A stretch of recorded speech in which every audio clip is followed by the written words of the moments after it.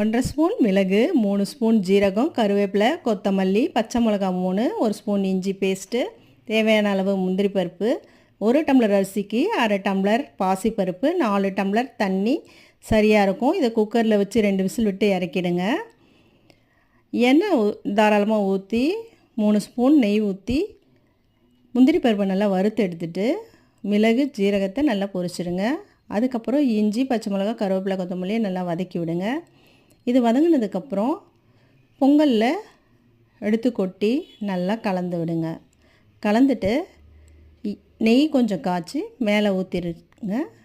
சூப்பரான பொங்கல் ரெடி ஆகிடுச்சு. இதுக்கு தொட்டுக்கிறதுக்கு சாம்பாரும் சட்னியும் சூப்பராக இருக்கும்.